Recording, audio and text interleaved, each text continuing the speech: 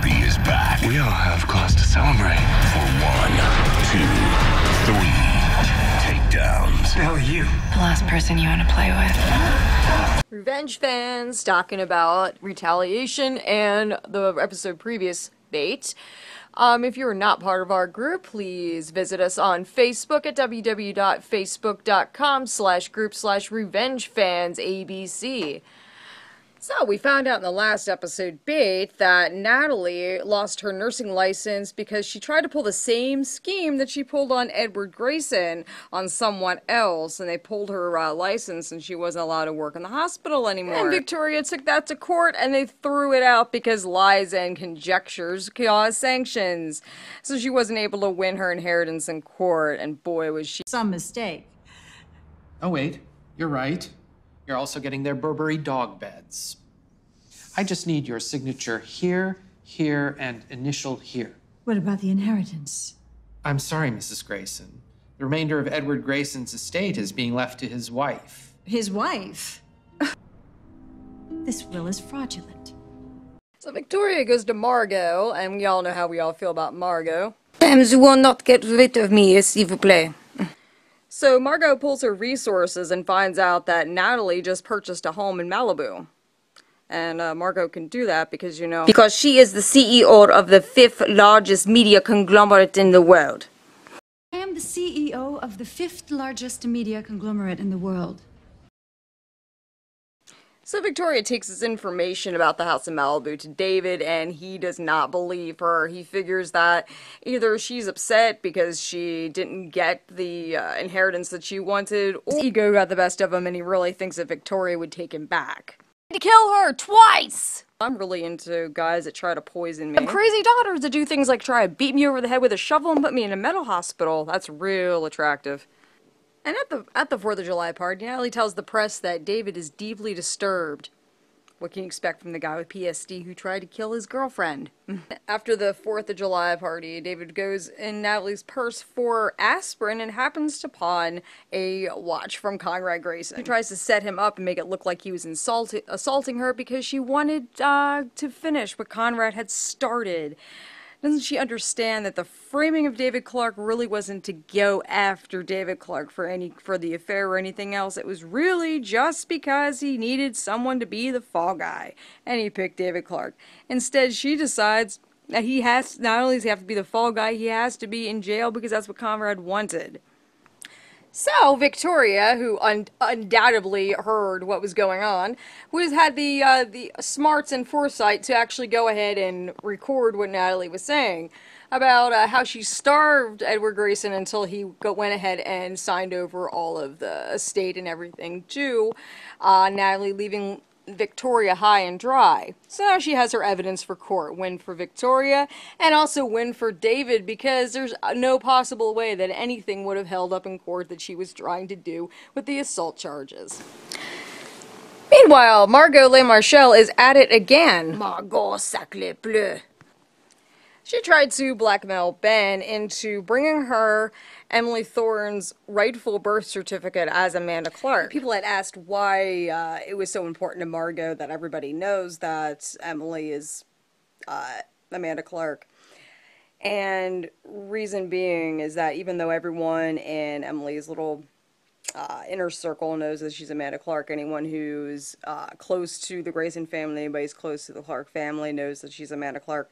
It really doesn't matter. The general public doesn't know that, and if they did know that she was Amanda Clark, that would mean that every single thing that happened surrounding the whole Grayson family in the last 2 or 3 years would come out to the public, and Emily would be exposed, and there would be possible things that would happen that would have a devastating domino effect that would happen after that. Emily's already gone through enough conflict and she doesn't need any more conflict.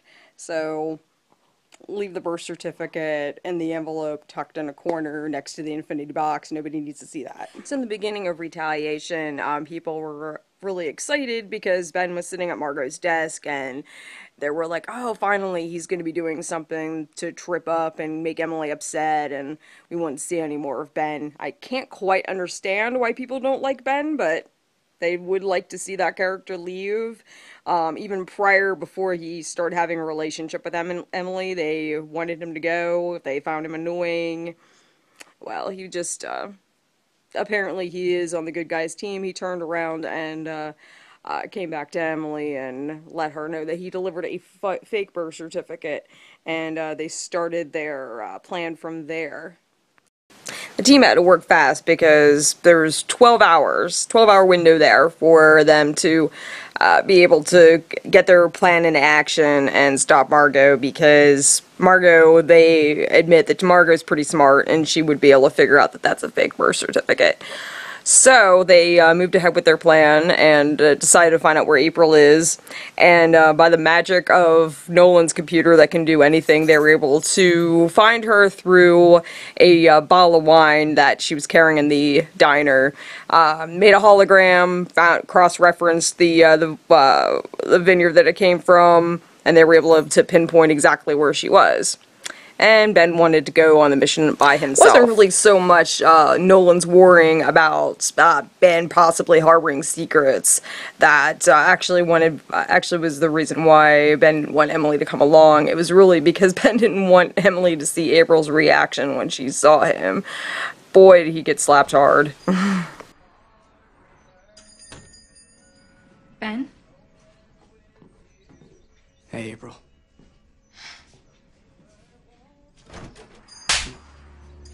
And by this point, the plan was being executed. Margot realized the birth certificate was Emily and Ben ambushed Wes, and they were the heroes once again.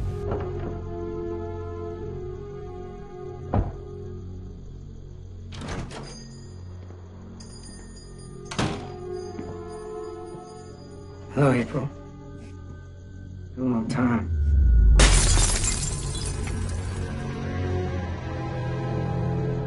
Who the hell are you? The last person you want to play with.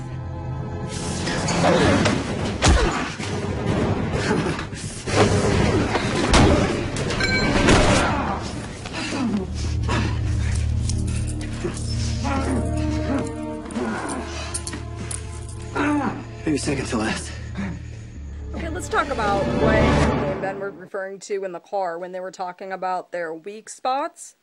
Ben was saying that your first love is your weak spot, and a lot of people were referring Emily back to Jack. Weak spot and weakness are actually two different things. What's really taking Emily down is her ego. Anytime something bad happens, it's always because Emily, suddenly her head gets really big and she starts running her mouth, and anytime that happens, something really detrimental happens. And the last time Emily saw Margot, she said, "I don't have a weakness." Well, you know, that is the problem, Emily. Your problem is your ego's too big.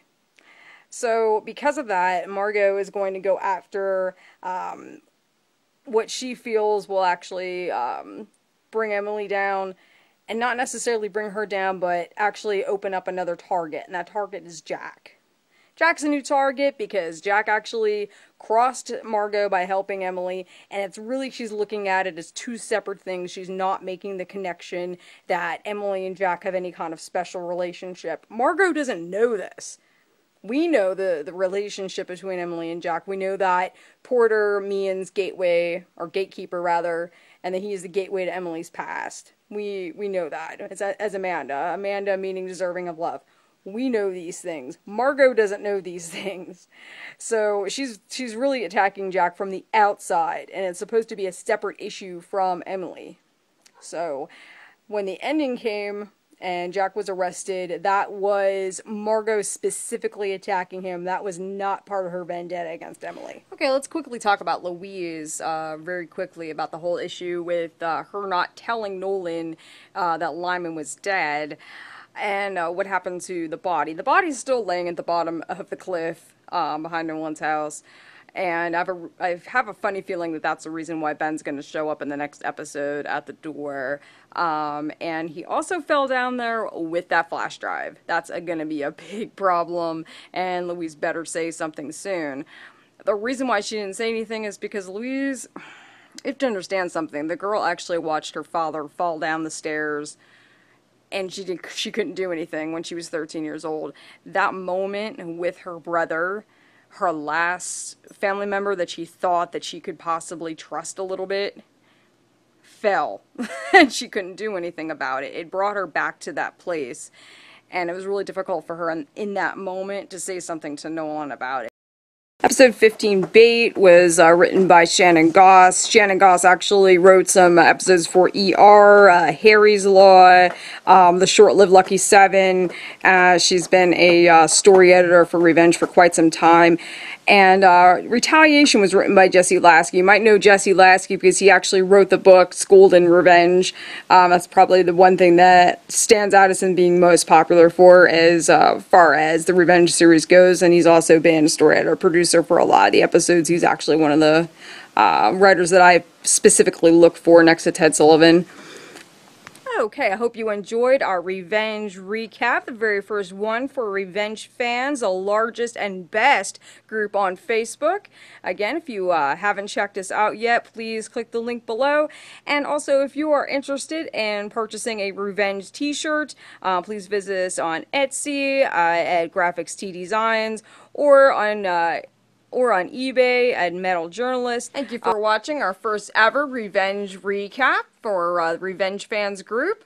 Remember to join our group on Facebook and like, subscribe, and share this video. Hope to see you all next week when we commentary on episode 17, Lost. Bye now.